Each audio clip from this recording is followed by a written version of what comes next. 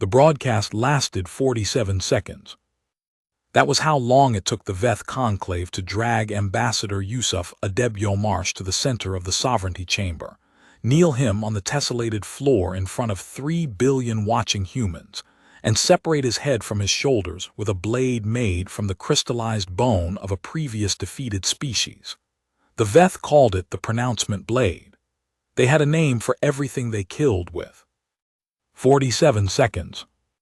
The Veth Supreme Arbiter turned to the lens array they'd graciously permitted the human delegation to install for the historic negotiations and said, in clear, precisely modeled English, they were meticulous about that part. The speaking is over. The silence is now permanent. Any further attempts at diplomacy will be processed in this same manner. Then they cut the feed.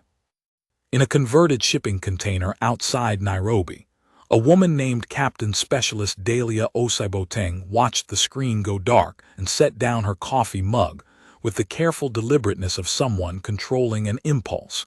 She'd spent 22 years training out of herself. She said nothing for a long moment. Around her, 4 people in civilian clothes sat at folding tables covered with laptops, tablet rigs, hardwired terminals running encrypted feeds from 17 different relay nodes, and one ancient mechanical typewriter that had belonged to Dahlia's grandmother and that Dahlia kept here, she said, because she liked the sound of the keys. Because silence in a room like this was the wrong frequency. Time check, she said. 0411 local, said the man closest to the door. His name was Sergeant Provisional Kwame Asantmaro. He'd been a door gunner before the Veth arrived and changed what doors were worth guarding. He had burned scarring along the left side of his jaw from something that had happened in the first 6 months of contact, when humanity was still operating under the assumption that the Veth were open to reasonable discourse. Time since execution: 19 minutes. And the conclave's broadcast response. Still looping their statement, 63 languages, they're proud of themselves. Dahlia picked up the coffee mug again, found it empty, set it back down. She looked at the wall where a printed photograph was pinned, Ambassador Adebyomarsh, taken at a summit in Oslo 3 years ago, laughing at something someone off camera had said. He had the laugh of a man who genuinely believed words could build bridges between the insurmountable. He had believed that right up until the blade. She'd last spoken to him 11 days ago. He'd been in a layover in Cairo, calling from the hotel room on the Ghost Band relay because the call couldn't exist on any Veth-monitored channel. His voice had been tired in the way that voices get when a person has made a decision they are completely at peace with, and that peace has its own weight. He'd told her about the weather in Cairo. He'd told her his daughter had just had a second child. He'd asked how the board looked. She'd told him the board looked ready. He'd said good. Nothing else about it. They'd both known what that single word covered. He talked about his grandchildren for another 10 minutes, in the comfortable meandering way of a man who has done what he came to do and is spending the remaining time on the things that matter. Then he'd said good night and she'd said good night, and that had been the last of it. She'd cried after that call, once, for about 4 minutes, then she'd washed her face and gone back to the board. All right, she said now. She didn't say it loudly. She didn't say it like a command. She said it the way you say a word when you've been waiting to say it for a very long time and the moment has finally, irrevocably arrived. She reached under the table and placed a small device on the surface. It was unremarkable, a matte black rectangle roughly the size of a paperback novel, with a single recessed button on one face and a short whip antenna. It looked like a garage door opener from a decade that garage doors no longer existed in. Run the board, she said. Kwame turned back to his terminal.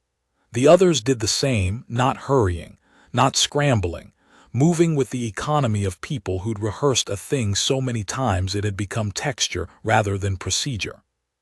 At the terminal to Kwame's left, a woman named Sergeant Provisional Amara Diala West was running through a checklist on a tablet in her lap, cross-referencing node status with the calm efficiency of someone who has checked this particular list 500 times in drills and is checking it for the first time for real. Across from her, a man named Corporal Provisional Ren Hashimoto Bryce was monitoring signal outputs on a secondary terminal, his hands moving with the automatic precision of a man who had spent 11 months running these same movements until his hands knew them without consulting his brain.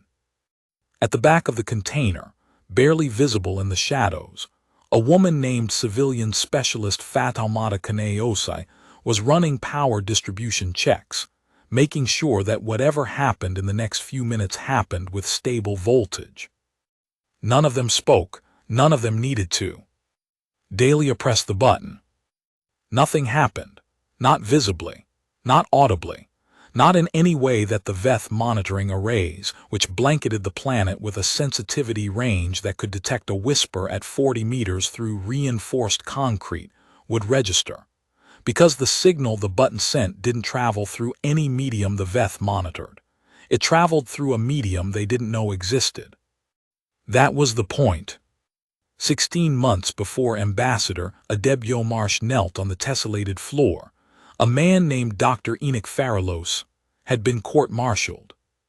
The charges were substantial: conducting unauthorized weapons research, diverting classified resources, operating a black site network without sanction, creating a threat to ongoing diplomatic negotiations with the Veth Conclave by constructing, in the words of the military tribunal, a parallel military infrastructure explicitly designed for hostile engagement with the Conclave, in direct violation of the accession accords.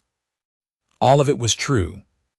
Enoch sat through the tribunal in his civilian clothes. They'd stripped his rank on day one, with the expression of a man listening to someone describe a fire that is currently consuming the building from the inside out while everyone in the room argues about permit violations. He answered questions in full, admitted everything asked of him, and when they asked him to explain his motivations, he said only, "I've watched what they do to species that try to talk their way out. I decided we should also try something else." The tribunal disagreed with his approach. He was convicted on all counts, stripped of security clearances, and remanded to a monitored civilian status that amounted to house arrest with academic privileges. His lab was shuttered, his team was dispersed. His research files were sealed.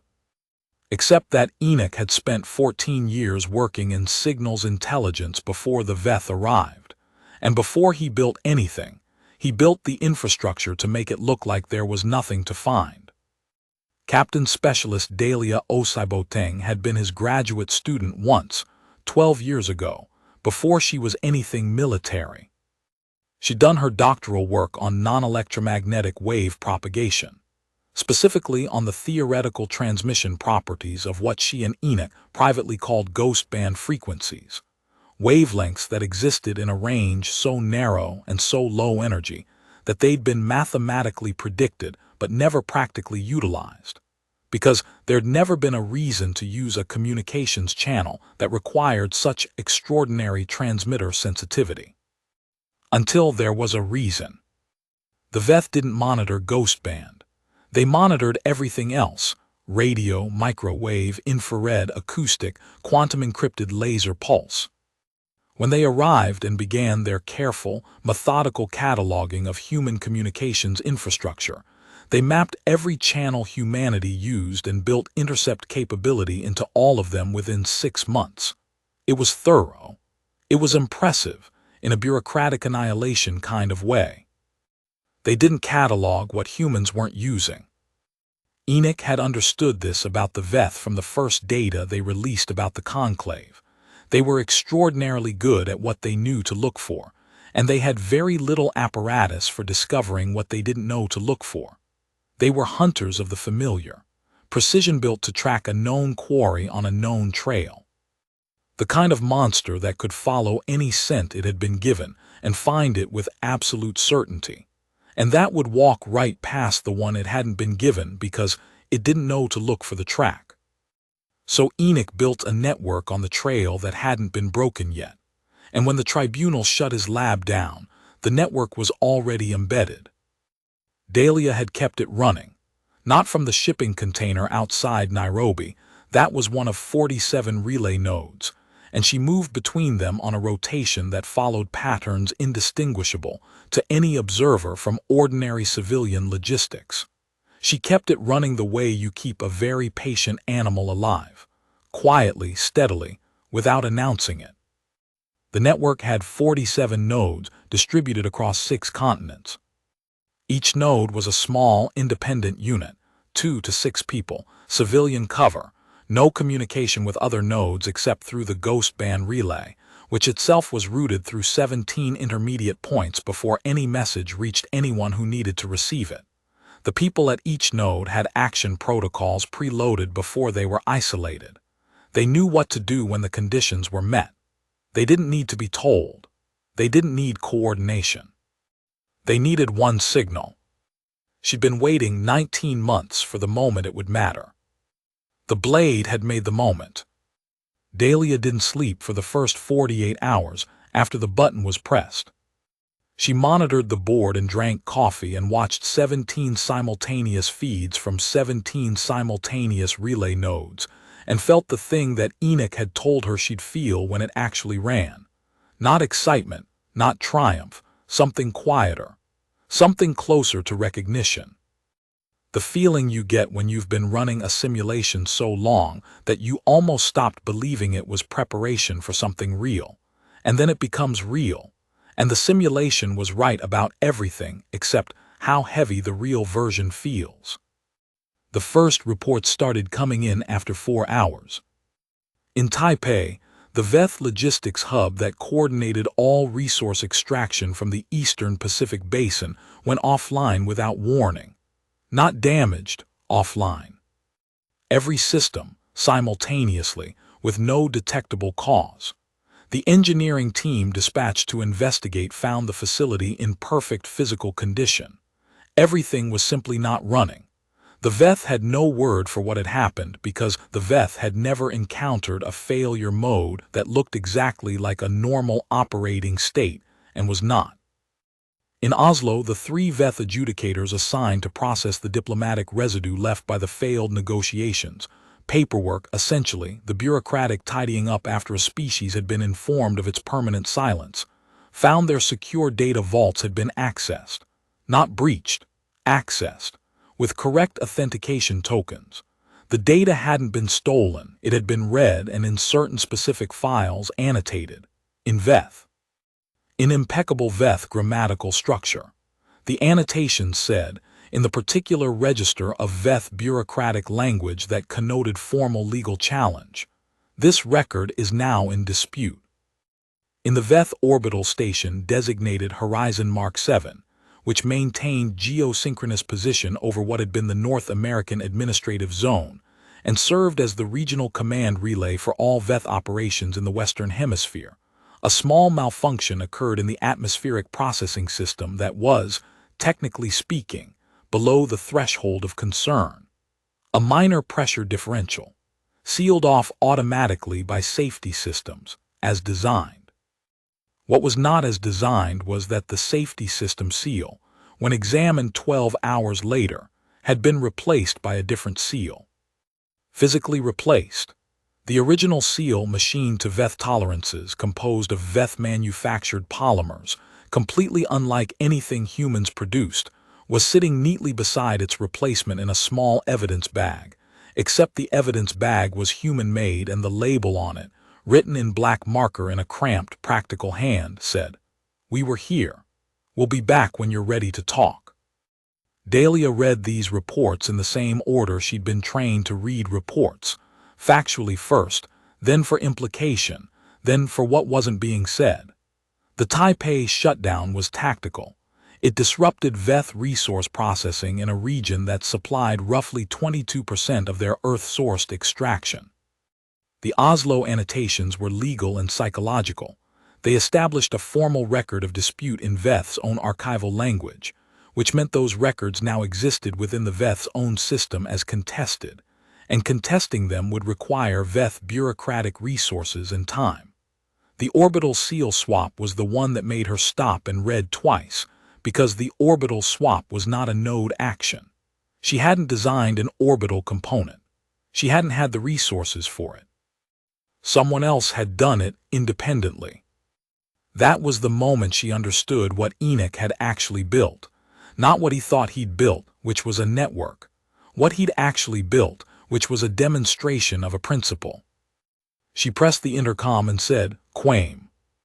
I need Enoch. He's in Madagascar. Ghost band him." There was a pause.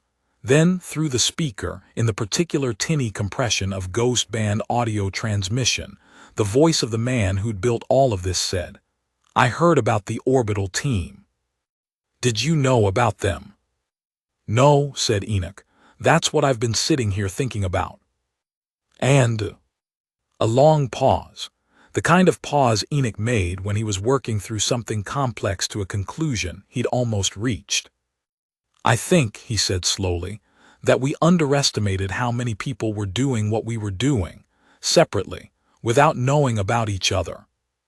Dahlia let that sit for a moment. "How many?" she asked. "I don't know yet, the reports are still coming in," but another pause.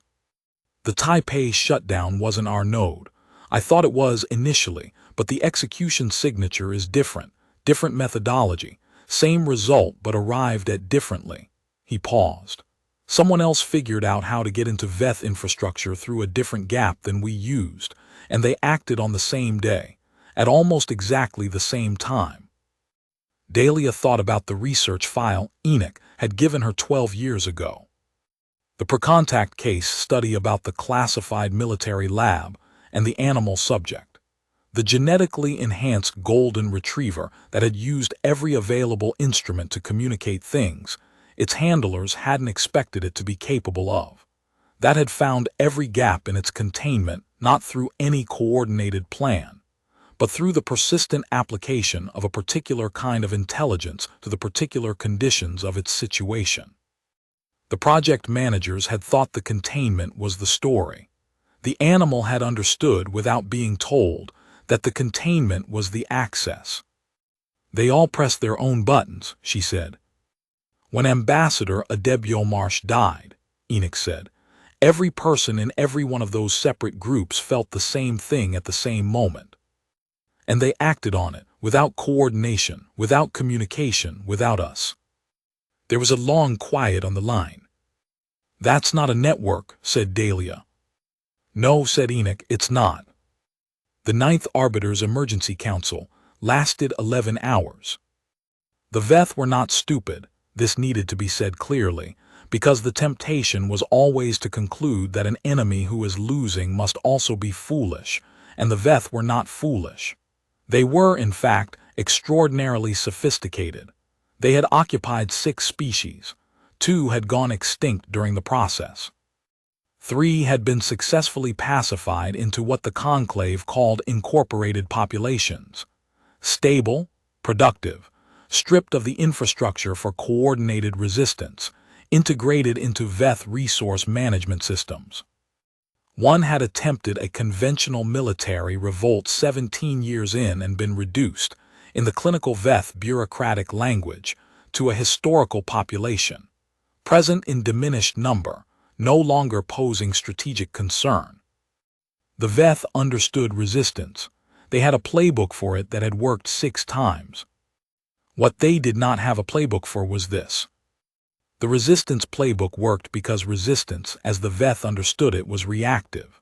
You press a population, they push back. You find the pushback, you find the source. You eliminate the source, you press harder. The network of command collapses and the isolated individuals, cut off from coordination and hope, gradually shift their energy from resistance to survival.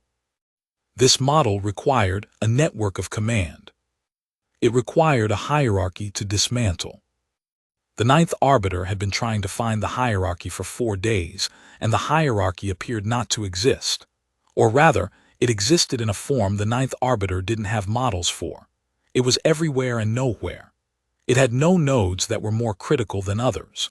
Removing any individual, any team, any relay point would not degrade the overall function because the overall function didn't root through critical nodes. It routed through all nodes, simultaneously, each carrying partial information, each capable of acting independently. It was, the ninth arbiter reflected with a discomfort that was new and unwelcome, like trying to fight water. The Taipei hub's primary control architecture, when the Veth's engineering team finally fully examined it, turned out to have been replaced with a near-identical copy that had one small difference. It reported slightly wrong numbers. Not obviously wrong, subtly wrong. Wrong in the way that would accumulate over weeks into significant miscalculations about available resource volumes. The Veth engineers, who were good at what they did, had been fooled for 4 days before someone ran a deep layer audit and found the discrepancy. By then, the false data had propagated through 6 months' worth of resource projections. The Oslo annotations were multiplying. Every time a Veth adjudicator added a new record to the disputed files, a new annotation appeared in response. The annotation system was not being operated through any channel the Veth could identify. It was as though the files themselves had developed an opinion. The Veth had changed their authentication systems 3 times. Each time, the new system had been penetrated within 6 hours. The council produced 2 recommendations.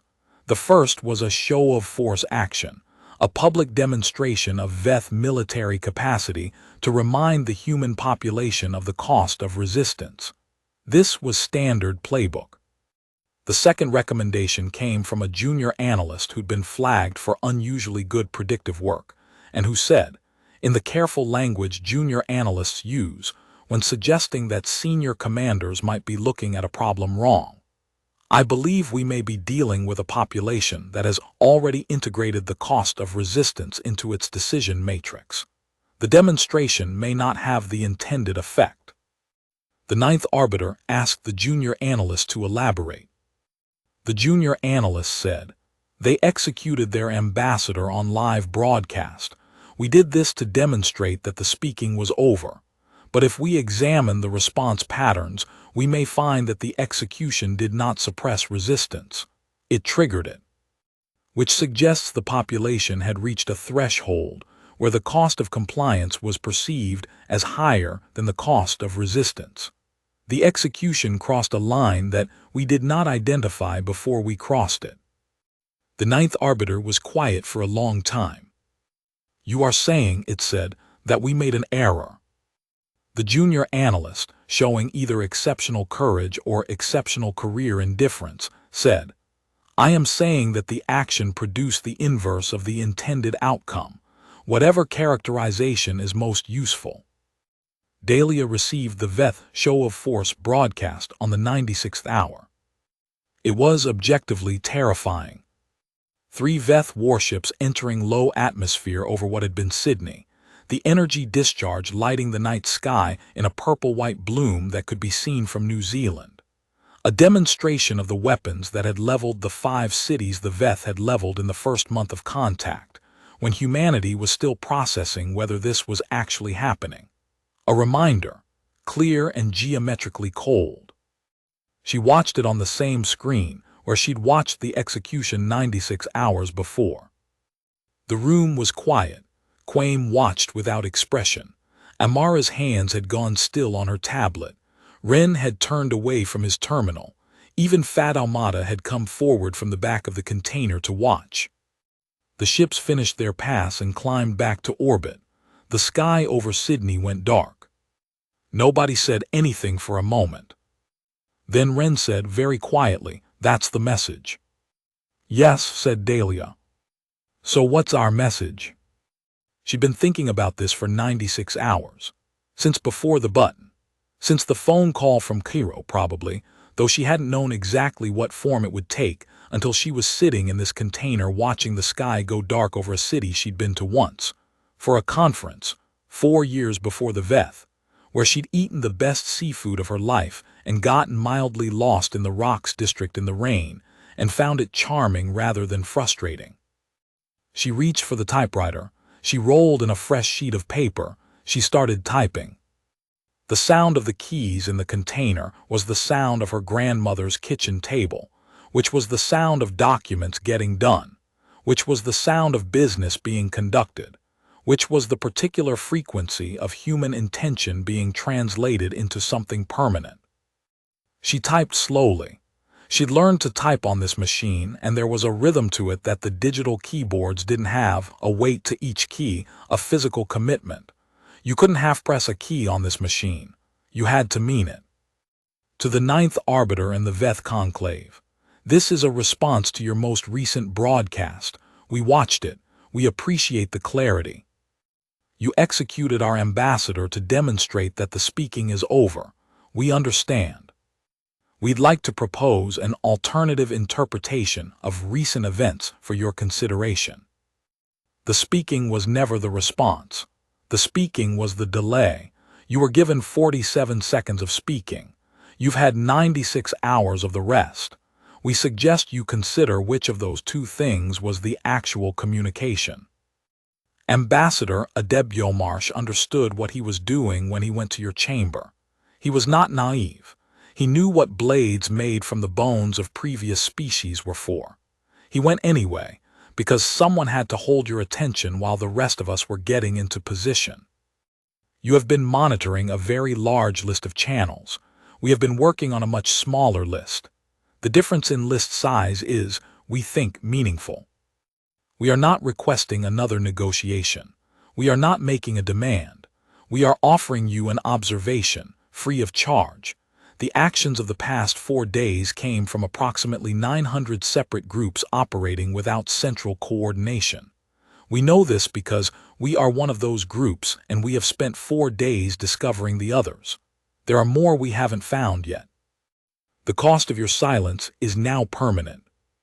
When you are ready to speak, you know how to reach us. We'll be listening on all the channels you forgot to monitor.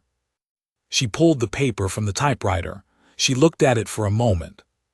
Then she photographed it and encoded the photograph in a ghostband packet and sent it through 17 relay nodes to a distribution list that would scatter it, simultaneously, to 43 Veth communication systems through vulnerabilities that the Oslo group had spent 8 months quietly mapping. Quaim had been watching her.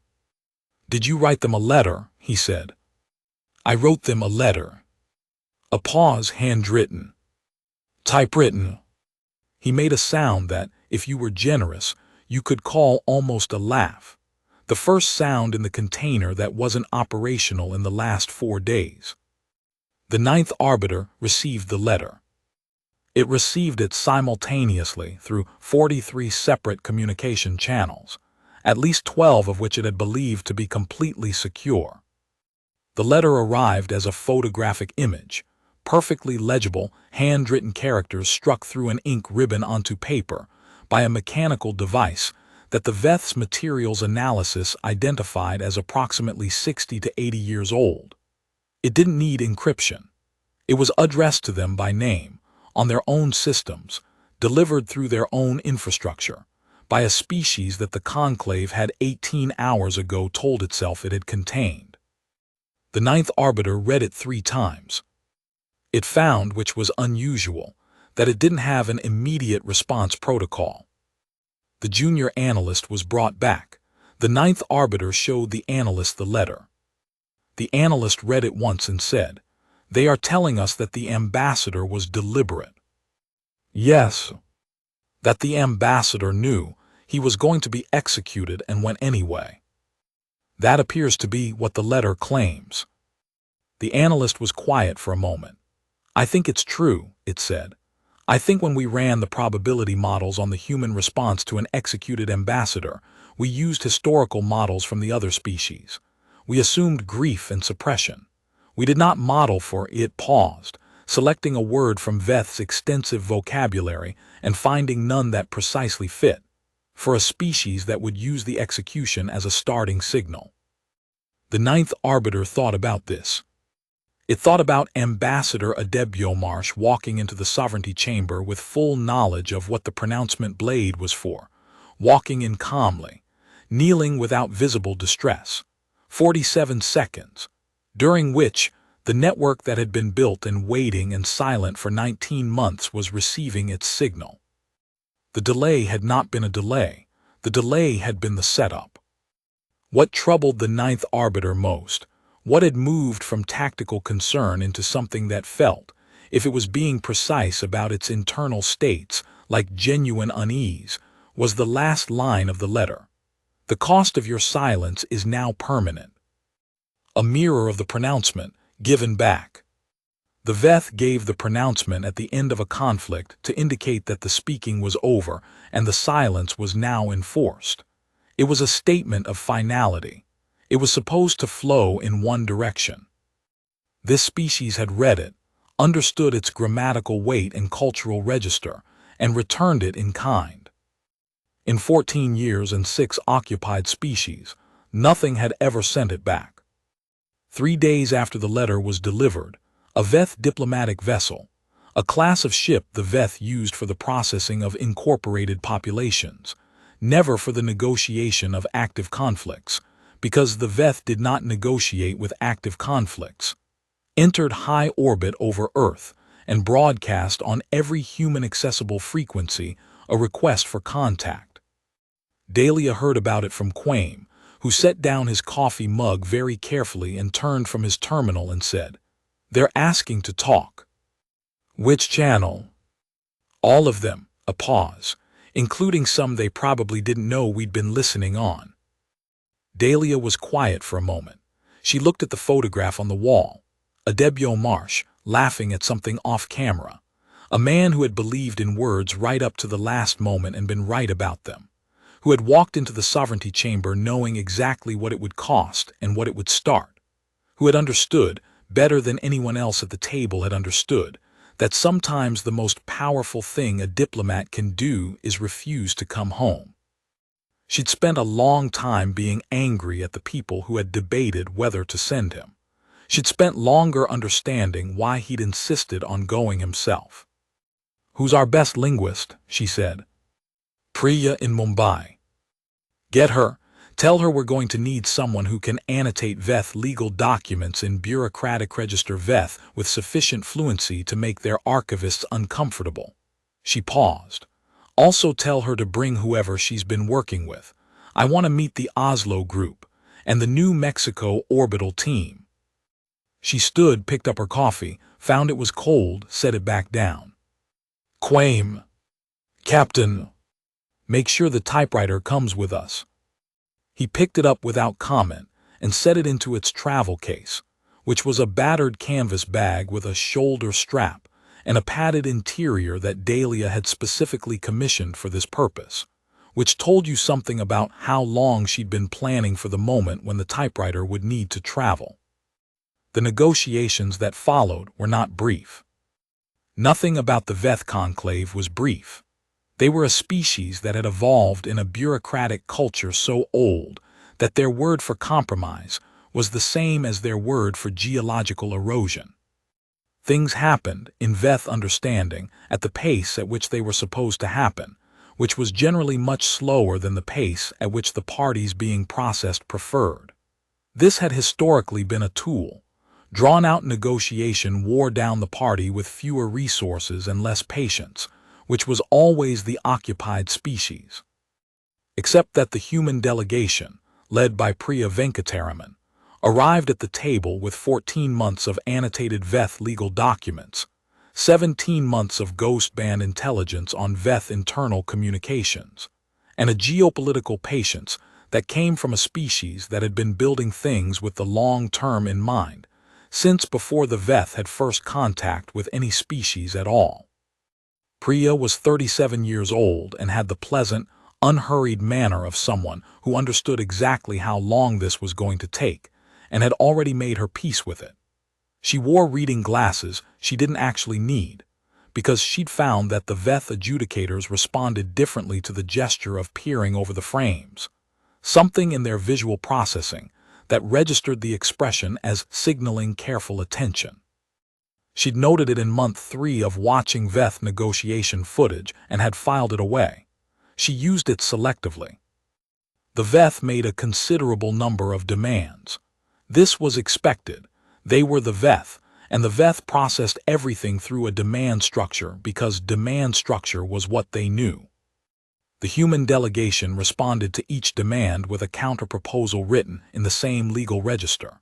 The Veth archivists were visibly disturbed by this. Not because the counter-proposals were unreasonable, some were, some weren't, but because the linguistic register signaled that the human delegation understood exactly what legal weight each demand carried, and was countering with precisely calibrated alternatives that would take considerable processing to refute.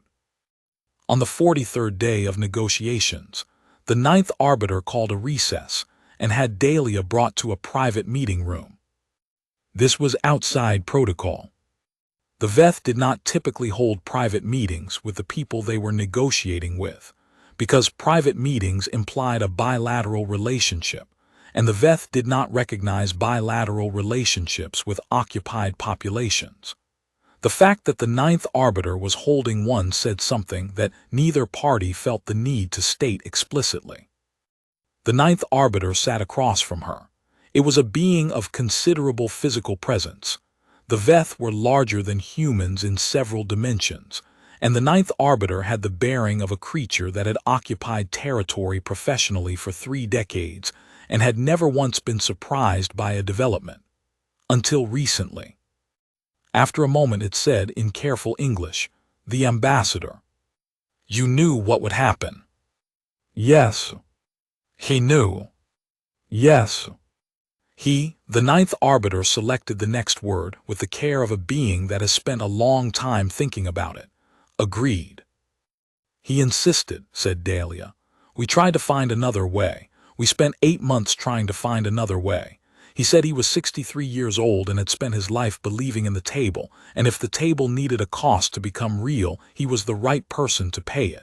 He said the ambassador who walked through that door knowing what would happen was more valuable to the people watching than anything that could happen afterward."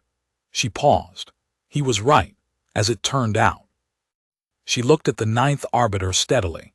She'd been in rooms with difficult things before. She'd learned over 22 years that the face you showed to a difficult thing in the first seconds of contact established everything that followed. "We know what you did to the others," she said. "The 6 species. We've been studying your history since you arrived. Some of them were stronger than us physically. Some had better technology. One of them had faster ships." She paused. "None of them understood what you were doing quickly enough to build for the long game before you'd already won the short one. We had the advantage of watching what happened to them first. We used the time." The ninth arbiter was quiet for a long time. "We have occupied 6 species," it said. "The process has always followed the same arc. We did not anticipate a species that would study that arc and design a response to it." "We study everything," said Dahlia. "It's what we do. You give us a situation and we examine the situation until we understand its edges, and then we look for the gap in the edges and we go through the gap." She thought of the typewriter on her grandmother's kitchen table, the keys and the ribbon and the weight of commitment. Someone builds a container and we find the gap. It isn't strategy. It's just how we're built. The ninth arbiter considered this. "The blade," it said finally, "the pronouncement." "Yes. We believed it would end the communication." "I know," said Dahlia. "That's what it does with the other 5. For us, it started it." The accession accords were renegotiated over the following 14 months. They were not renegotiated in humanity's favor in every particular. The Veth were old and their bureaucratic apparatus was formidable, and there were terms that humanity accepted that were less than ideal and would take years to work around. Priya Venkataraman's team annotated each one with a careful notation in the legal register, indicating that the term was accepted under the present conditions and would be subject to future revision as conditions evolved. The Veth archivists found this irritating. The Veth ninth arbiter, when it reviewed the files, found it accurate. What changed was the fundamental framing of the relationship. The Veth had come to Earth with a model: contact, assessment, pacification, incorporation. Each stage produced a species that was progressively less capable of the previous stage's resistance until the process was complete. Earth had gotten stuck at pacification. Not because humanity was more powerful than the Veth. They weren't. And both parties knew it. But because pacification required the target species to behave as though the cost of resistance was permanently higher than the cost of compliance. The human calculus on this question kept returning a different answer than the model predicted. The ninth arbiter's formal analysis to the conclave noted, the species in question does not appear to process threat response through the same weighting function as the previously encountered five. Where those species weighted immediate survival as the primary variable, this species appears to weight a more complex function that includes long-term conditions, historical trajectory, and a variable that has no direct analog in our models, which appears to relate to the perceived dignity or meaning of the survival in question. A species that believes the conditions of survival are worse than the risk of resistance will resist, indefinitely, regardless of demonstrated costs. We did not identify this variable in our initial assessment. We recommend future assessments of contact species include evaluation of this variable before proceeding to demonstration of force protocols. In the container outside Nairobi, they'd brought the container with them, rolled it on a flatbed to the negotiation site in Geneva, because Dahlia had decided that her operations center traveled with her, and that was the end of that. Quaim read a summary of the analysis and showed it to her without comment. She read it twice. "They're saying Adebiomarsh changed the math," said Quaim. "He always was good with numbers," said Dahlia. She looked at the photograph on the wall. The laugh. The man who'd believed in words right up until the last moment and been right. She looked at the typewriter on the table, back in its place, the paper already rolled in, the keys waiting. She'd written a letter on it that had started the thing that had kept humanity at the table instead of in the ground. She thought about writing another letter. Not to the Veth this time. She thought she'd write to Adebiomarsh's daughter, the one with the 2 new grandchildren that the ambassador had talked about in Cairo 10 days before the blade. She thought she'd tell her what her father had done and why, and that it had worked. That the 47 seconds had been worth the 96 hours and everything that followed. She thought she'd do that tonight, after the board was quiet. "What have we got?" she said. Quaim turned back to his terminal. Oslo Group wants to formalize the joint archive access. Mumbai is asking about the orbital protocol. New Mexico team wants a meeting. He paused. And there's a group in Seoul that's been doing something with Veth frequency analysis that we haven't heard about yet. They're asking if they can brief you. Tell Seoul yes. Tell New Mexico yes. Tell Oslo and Mumbai to put it in writing. She sat down and pulled the keyboard toward her. And tell Enoch that the next time he's in Nairobi, I owe him a drink. He'll ask what kind. The kind you have when the thing you built worked. She started typing. On the screen in front of her, 14 different feeds from 14 different parts of the world flickered with information, reports, contacts, data from 900 separate groups who had all, independently, without coordination, built the same kind of thing and been waiting for the same kind of moment and moved at the same kind of signal.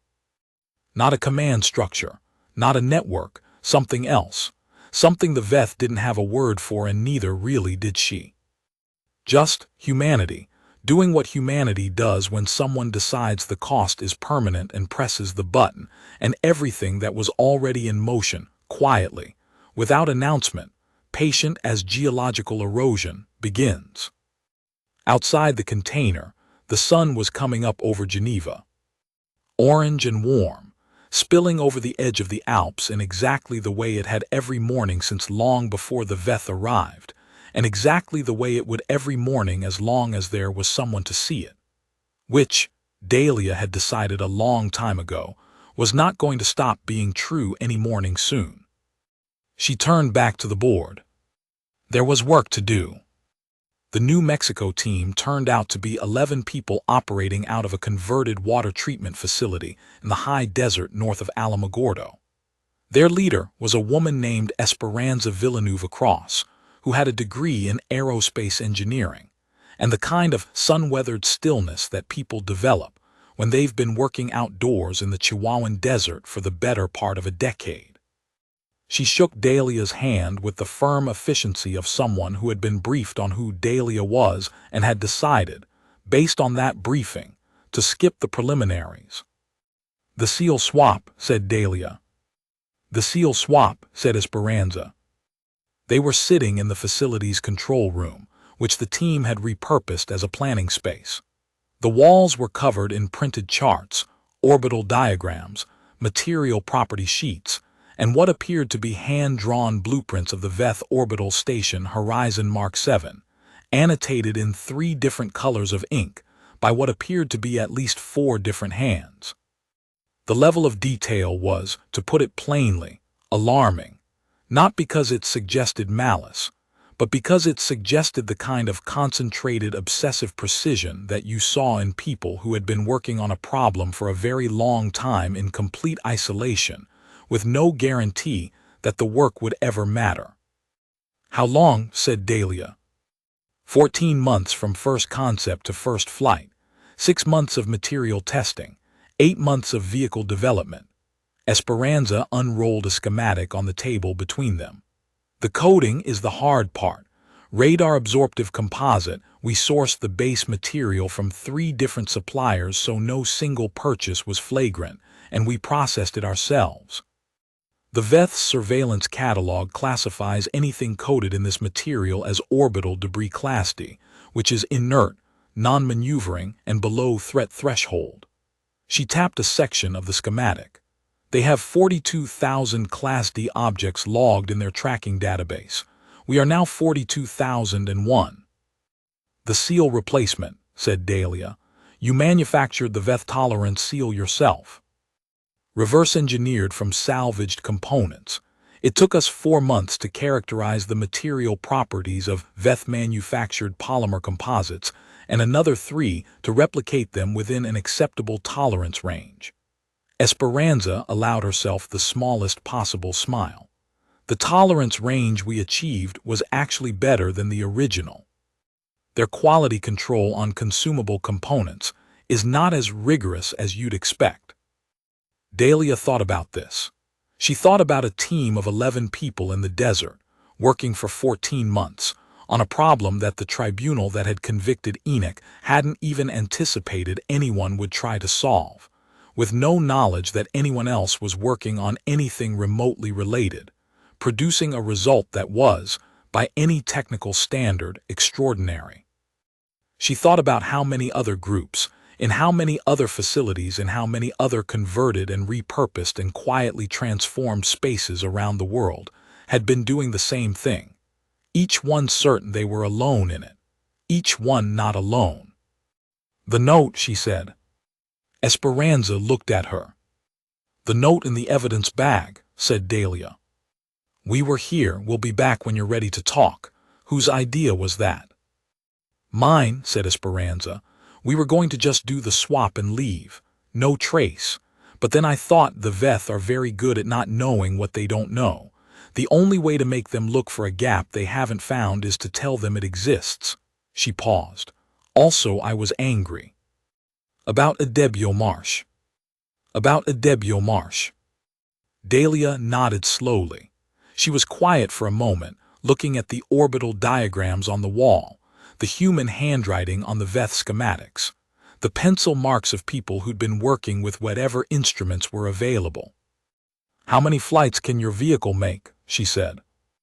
"Theoretically, 12 before the coating degrades to below threshold absorption. Practically, we've only tested 2. "We're going to need more," said Dahlia. "Not for seals. For the archive access Priya's team needs to maintain. There are 3 data repositories on Horizon Mark 7 that the Oslo group can annotate remotely if they have on-site physical hardware installed. We need someone to install it." She looked at Esperanza. "Can your team do an installation run?" Esperanza looked at the diagrams on the wall.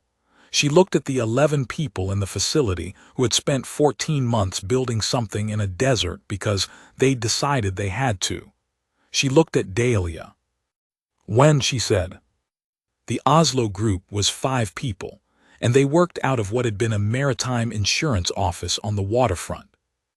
Their leader was a man named Magnus Thorvaldsen Abubakar, who was 51 years old, had once been a commercial litigation attorney, and had spent the past 16 months teaching himself written, bureaucratic language from first principles using the same approach he'd used to learn Japanese in his 30s. Full immersion, no shortcuts, and a conviction that any sufficiently complex system of rules was ultimately learnable if you were willing to put in the time, and were honest about where your comprehension was incomplete. His Veth was better than impeccable, it was creative. He'd found in the particular grammatical register used for formal legal dispute, which the Veth had evolved over centuries of internal political negotiation, a range of expression that allowed for implications that couldn't be directly stated. Veth legal language, like all legal languages, had a layer of meaning that lived in the structure rather than the content. What you could imply in a properly constructed annotative notation that you could not say in a direct claim. The archivists who had been processing the disputed files had found the annotations technically correct, legally valid, and deeply, systematically irritating in a way they couldn't entirely quantify.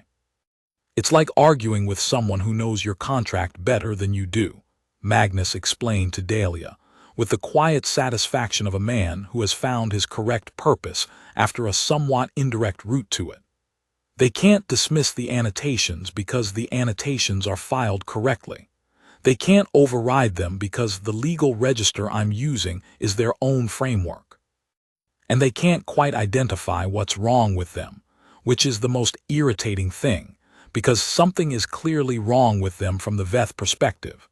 We're disputing their authority to make unilateral decisions about Earth's resource classification, but within their own legal structure, the dispute is valid.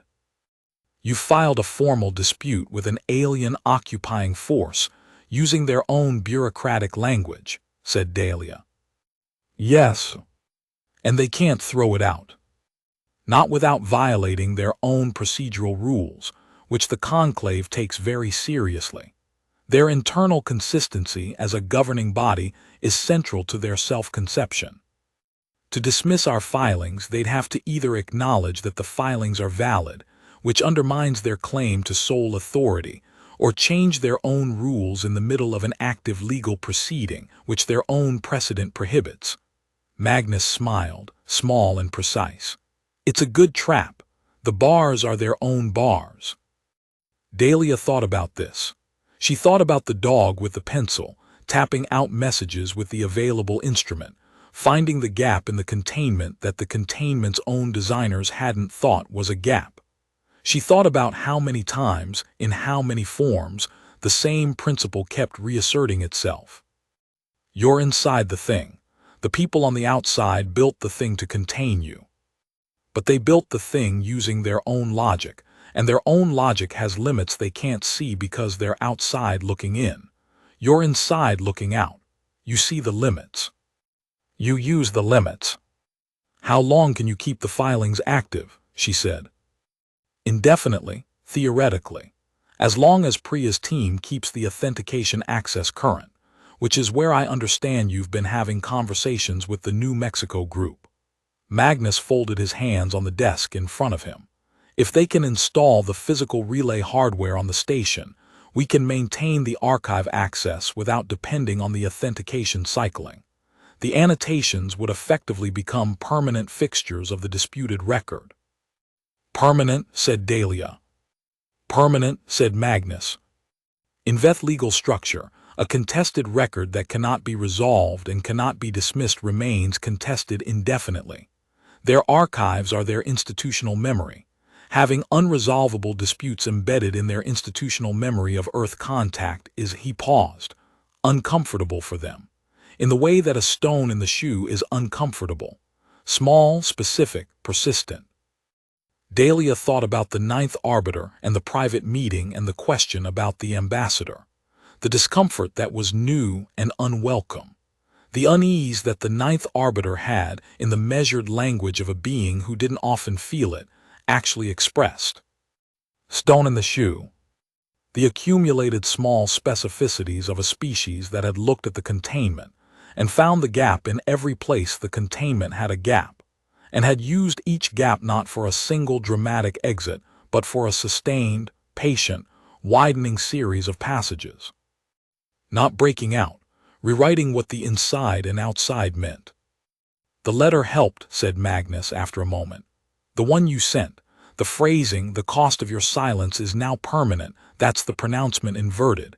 In Veth legal language, the pronouncement closes a case. Using their own pronouncement language to open one, he shook his head with what looked like genuine professional admiration. That's good. That's very good. Whose idea was that? Adebyo Marsh's, said Dahlia. In a roundabout way. Priya Venkataraman was the smallest person in any room she entered and the most precise. She had a habit, when thinking through a complex problem, of closing her eyes briefly and then opening them at the exact moment she'd resolved the problem, as though she was running a process internally and had a reliable indicator for when it was complete. Dahlia had watched this happen 4 times in their first 2-hour meeting and found it both efficient and slightly unnerving, the way a very fast computer is slightly unnerving. She had been teaching herself Veth since the first month of contact. She explained to Dahlia, started with their mathematical notation because mathematical notation was structurally universal and gave you the shapes of how a language thought before you had to deal with the content of what it was thinking. From the mathematical notation, she derived the grammatical backbone of written formal Veth, and from there she'd worked outward into the registers, casual, administrative, legal, ceremonial. The legal register is the most interesting, she said. It's the oldest. You can see the evolutionary stages. There are grammatical forms that don't function in modern Veth speech at all, but are preserved in the legal register, because changing them would invalidate centuries of precedent. It's like Latin in medieval law. The living language evolved away from the forms, but the legal forms are frozen. And that's useful, said Dahlia. That's very useful, because the Veth adjudicators who process legal documents are trained in modern administrative Veth, not in the deep legal register. When Magnus files an annotation in the deep register, they can read it. The meaning is clear, but the procedural implications require a specialist to evaluate, and their specialist core is small and currently overwhelmed. Priya smiled. We're filing faster than they can evaluate. How much faster? Currently, about 4-1. Dahlia was quiet for a moment. And the authentication. Cycling every 72 hours through a sequence of tokens derived from vulnerabilities in the Veth's own administrative login architecture. The vulnerabilities are self-compounding. Patching one creates a new gap because the patch uses the same underlying structure. It's a systemic flaw in how they built the authentication layer, and patching it properly would require a full architectural rebuild of the system, which would take time and resources that Priya paused, opened her eyes from a brief close. They're currently diverting to the negotiation. So patching the authentication and conducting the negotiation are in resource competition, said Dahlia. Yes. And given the political consequences of failing at either, they have to choose which to prioritize. They're currently prioritizing the negotiation, which means the authentication vulnerabilities are being managed rather than resolved, which means we maintain access. A pause. For now, the correct solution for us is the physical hardware relay on the station. Once that's in place, the cycling becomes redundant. New Mexico is working on it, said Dahlia. What's your timeline on needing it? 6 to 8 weeks before the authentication cycling becomes untenable. After that, I'd give us 2 to 3 weeks before access degrades significantly. I'll tell Esperanza. Priya nodded, then she said, Captain. The letter. What about it? I've been analyzing the ninth arbiter's response signal since you sent it. Communication pattern, timing, request for private meeting, the framing of the diplomatic vessel contact. She paused. I believe the ninth arbiter is in genuine internal conflict about how to process this situation. Not tactically, I think they've accepted that the tactical situation is different from what they expected. Philosophically, she looked at Dahlia steadily. I think they're encountering a species that doesn't fit their model of what species are, and it's causing a kind of institutional vertigo. The private meeting with you wasn't tactical. It was the ninth arbiter trying to understand something. What something? Why the ambassador walked into that chamber. Dahlia was quiet. They can model resistance, said Priya. They've seen it 6 times. They can model capitulation. They've seen that 6 times too. They can model grief and anger and desperation. What they can't model, what none of the other 5 species ever gave them data on, is a species that uses sacrifice as investment, that treats loss as a form of preparation. She paused. Ambassador Adebiomarsh didn't walk into that chamber to die. He walked in to start something. The Veth have no frame for that. In their understanding of species interaction, you either fight to avoid loss, or you accept loss to avoid fighting. There's no category for deliberately accepting loss in order to begin a fight on better terms. Dahlia thought about the phone call from Cairo, the easy voice, the grandchildren, the single word when she told him the board was ready. Good. Not goodbye, not I'm afraid, not I hope this works, good. Because he'd already decided. Because the loss was already integrated. Because the thing he was starting was the thing he'd spent his life building toward, and he was, in the particular way of people who have found their right purpose and are standing at the exact moment where it becomes real, at peace. He said once, said Dahlia, that the best diplomacy is what happens in the room that nobody knows is the room that matters. The other room, the official one, is where you manage what already happened in the real room. She paused. He walked into the sovereignty chamber, but the room that mattered was every room between here and there for the 19 months before. Priya was quiet for a moment. I'll include that in my framing notes for the negotiation team, she said. It helps clarify the strategic posture. She paused. And personally, I'm glad he knew it worked. He didn't know, said Dahlia. He trusted. There was a difference. She'd spent a long time understanding what the difference was. The New Mexico team made its second orbital flight 4 weeks after the Geneva meeting. The flight took 11 hours round trip. The 2-person crew, Esperanza's best and second best, she said, without specifying which designation applied to whom, installed a relay module the size of a hardcover book inside a service access panel on Deck 7 of Horizon Mark 7 that, per the station's own maintenance logs, was scheduled for routine inspection in the next calendar quarter. The maintenance log entry, which had been created by the Oslo Group's archive access, noted that the inspection had been completed and no anomalies found. The relay came online 4 days after installation. Priya's team confirmed access in the first hour. The annotation cycle, which had been degrading toward the authentication ceiling, stabilized. The disputed files grew. And in the Veth's own institutional archive, embedded in the formal record of the Earth contact, growing with each new filing, was the accumulated history of a species that had looked at the documentation of its own occupation and said, in the Veth's own most ancient legal register, "No, we dispute this. This record is not closed. This negotiation has not concluded. We are still here." Dahlia received the confirmation from Priya at 11 o'clock on a Tuesday morning in Geneva, with the Alps visible through the container's porthole window and the typewriter on the table and 14 feeds active on the screens. She read the confirmation twice. Then she poured herself a coffee, sat down at the typewriter, and wrote one line on a fresh sheet of paper. She photographed it and sent it through the ghost band relay to Enoch in Madagascar, and to Esperanza in New Mexico, and to Magnus in Oslo, and to the 11 people who'd built a vehicle in the desert, and the 5 people who'd learned a dead legal register in a maritime office, and the 47 nodes and the 900 groups and everyone who had, independently, without being asked, decided that the container was also the access. The line said he was right about the words. She pulled the paper from the typewriter and pinned it on the wall below the photograph. The ambassador laughed at something off camera. Dahlia looked at the photograph for a moment, then turned back to the board.